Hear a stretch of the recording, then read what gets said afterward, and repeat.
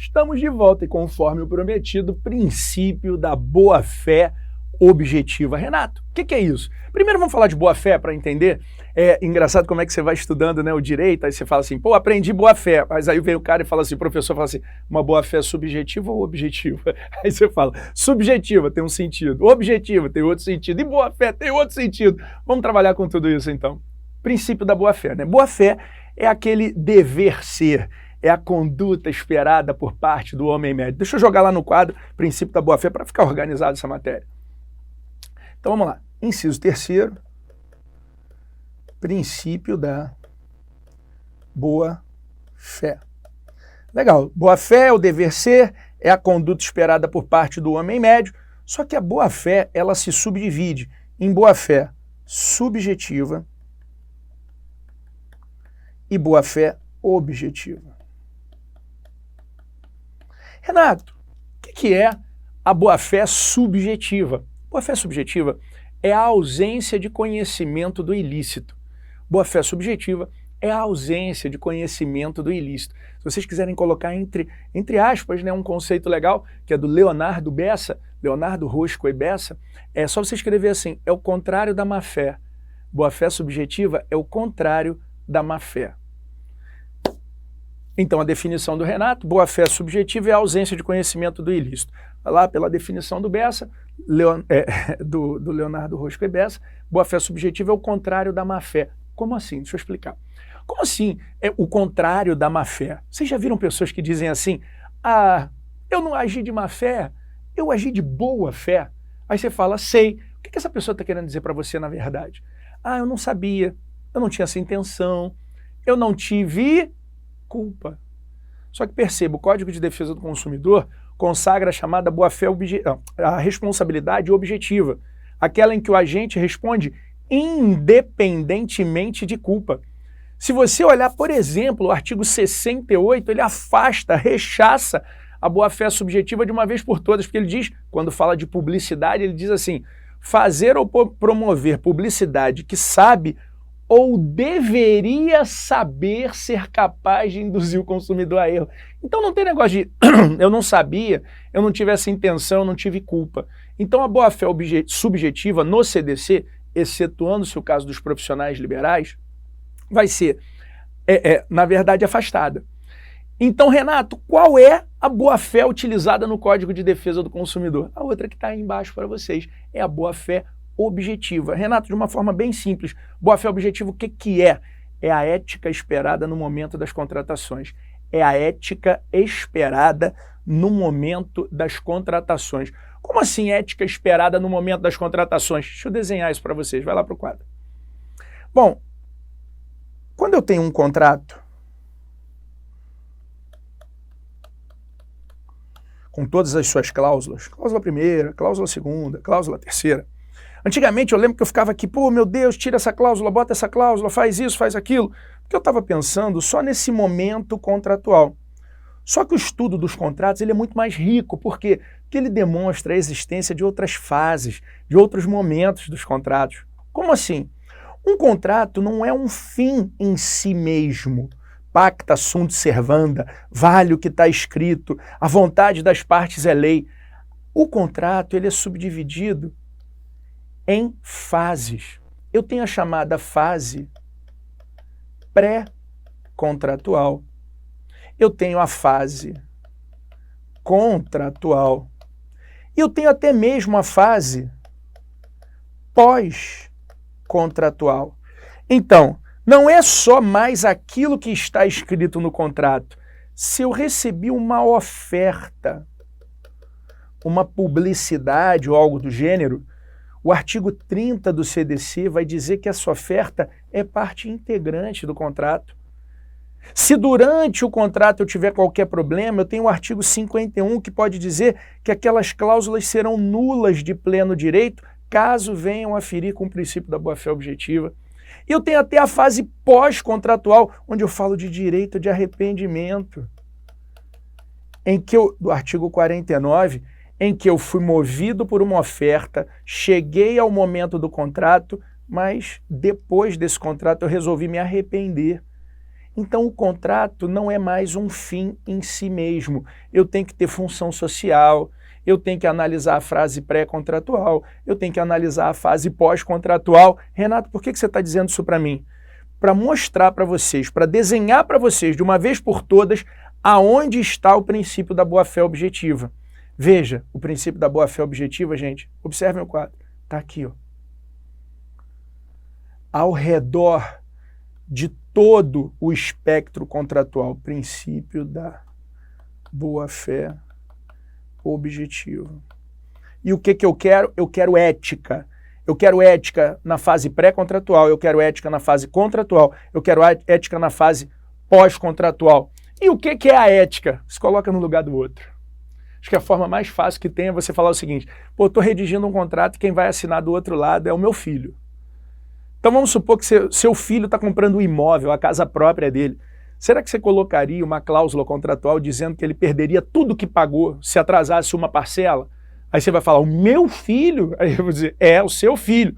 Não, meu filho não. Porra, se tu não quer isso pro filho dos outros. Aliás, se você não quer isso pro teu filho, você vai querer isso pro filho dos outros? Acho que é uma forma muito tranquila para você entender o que é ética. É aquele estudo do direito que eu não vou nem falar de direito fraterno, mas pela primeira vez a gente está olhando para o outro. Né? É analisar o direito não mais sob a sua ótica, mas uma ótica social. Vamos pensar na outra parte. Vamos pensar como um todo. E um contrato ele é bom quando ele é bom para todo mundo, não é quando ele pende só para um lado ou só para o outro. Então, Renato, a gente fecha aqui com o princípio da boa-fé objetiva. Não deu vontade de falar mais de umzinho só mais um princípio. Então eu falei de princípio da vulnerabilidade, todos nós somos vulneráveis, falei de princípio da hipossuficiência, uma característica processual, falei de princípio da boa-fé objetiva, esse mantra sagrado contratual, e finalmente eu vou falar de princípio da confiança. Deixa eu jogar lá no quadro. Princípio da confiança. Quarto princípio aqui para a gente seguir com o tema relação de consumo. Princípio da confiança. Legal. Princípio da confiança. Escreva lá. Princípio da confiança é aquele que garantirá direitos a consumidores que de antemão tenham acreditado, confiado na credibilidade de fornecedores de produtos ou serviços. Renato, acreditar na credibilidade, confiança, confiar, isso acontece. Na verdade, eu confio em uma marca. Gente, eu afirmo para vocês o seguinte, vender produto não dá dinheiro.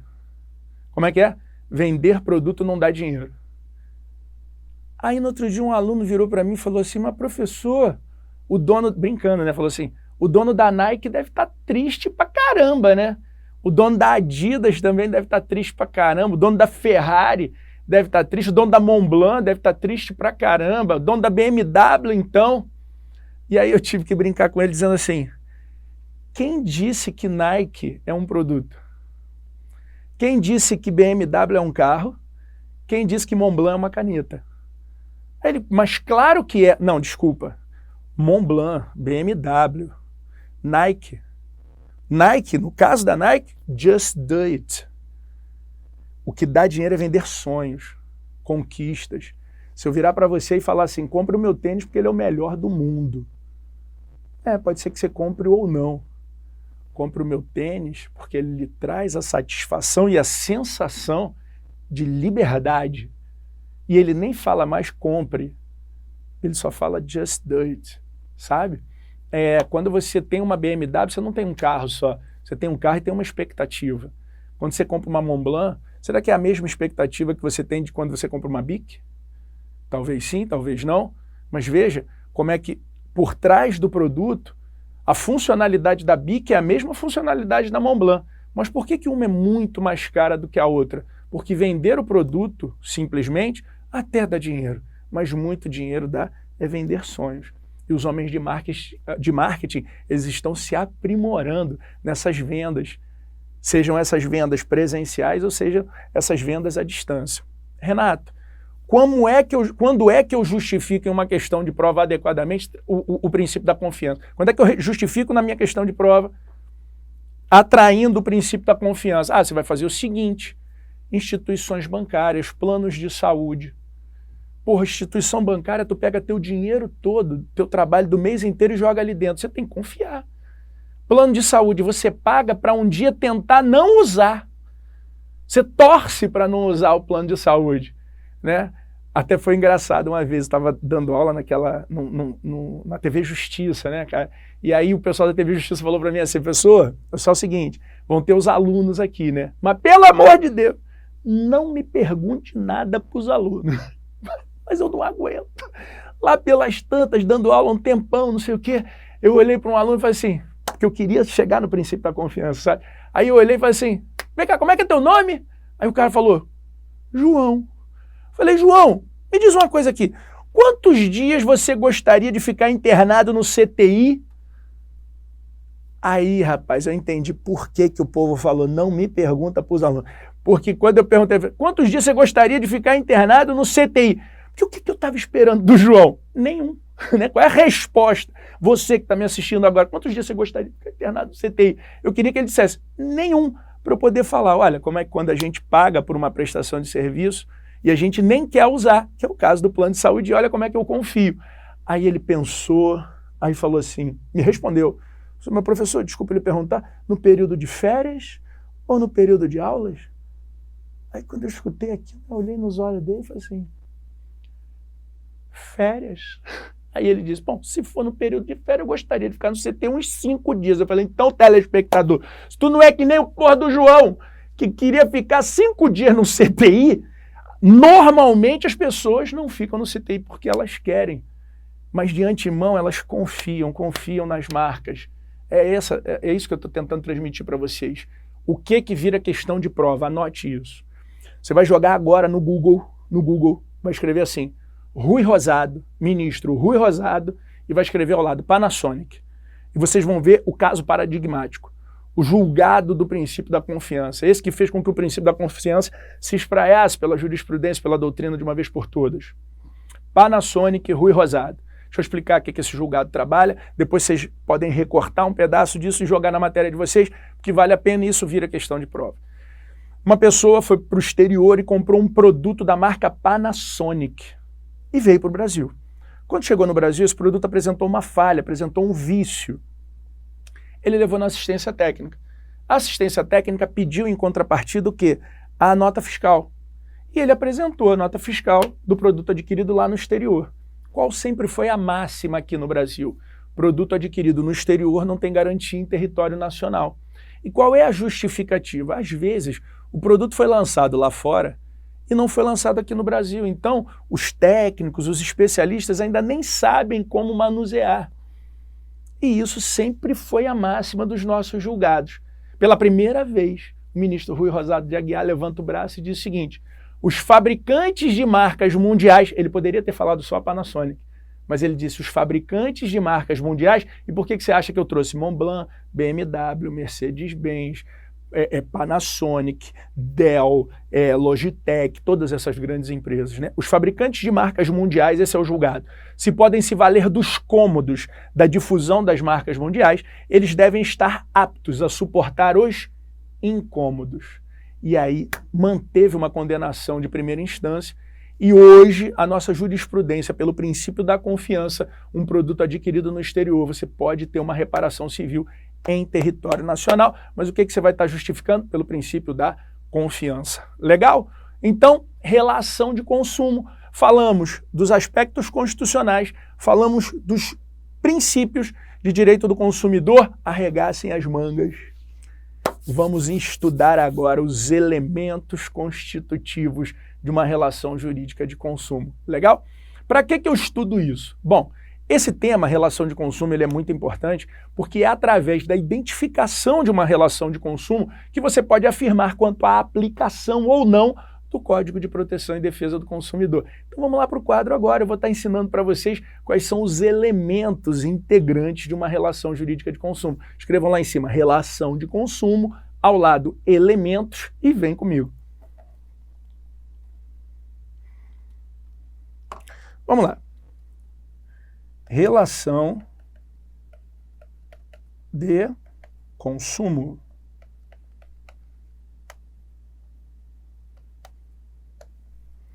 elementos. Bom, uma relação de consumo, eu tenho que remeter ao pensamento da relação jurídica, né? Porque uma relação jurídica ela é constituída de um sujeito ativo, normalmente, né? De um sujeito ativo, de um sujeito passivo, e unindo esse sujeito ativo ao sujeito passivo, eu tenho um objeto. Em direito do consumidor, qual é a denominação que eu dou para o sujeito ativo? Consumidor. Qual é a denominação que eu dou para o sujeito passivo? Fornecedor. E qual a denominação que eu dou para o objeto? Bom, o objeto, que é o que pode unir um consumidor a um fornecedor, ele pode ser um produto ou então um serviço. Então, toda vez que eu identificar um consumidor, um fornecedor, um produto ou um serviço, eu posso dizer, opa, tem relação de consumo. E como consequência, o que eu faço? Eu aplico a Lei 8.078 de 1990. Beleza? Tá bom. Então, o que eu vou fazer a partir de agora? Eu vou estudar quem é que pode ser consumidor, depois quem é que pode ser fornecedor, o que pode ser considerado como produto e o que pode ser considerado como serviço. O primeiro objeto do nosso estudo vai ser a figura do consumidor. Consumidor. Legal, Renato. Então, vou estudar sobre o consumidor? Vem para mim. Bom, vamos lá. Primeira coisa, agora sim que você já está me conhecendo, já entendeu mais ou menos como é que é a dinâmica das nossas aulas, o pessoal geralmente levanta o braço, professor, você tem bibliografia para me indicar e tudo mais? Claro que eu tenho. Bom, eu vou indicar uma obra de um professor de São Paulo, um grande professor, um amigo querido, professor Flávio Tartucci, se chama Manual de Direito do Consumidor. Manual de Direito do Consumidor, professor Tartucci, professor Daniel.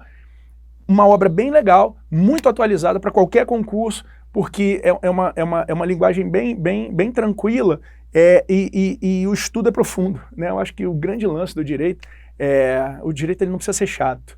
O direito ele não precisa ser tão complexo assim, ele é muito complexo, o direito é muito difícil, mas eu acho que a grande obra-prima é o professor que consegue simplificar aquilo que é difícil pra caramba, e o autor que consegue simplificar aquilo que é complexo. Eu entendo que o professor Tartucci está surfando uma boa onda aí, porque realmente ele consegue unir essas duas grandes expectativas. Tá bom, então Manual de Direito do Consumidor, professor Flávio Tartucci. É importante também que vocês estejam sempre atualizados, porque a banca de vocês ela tem cobrado muito assim, jurisprudência.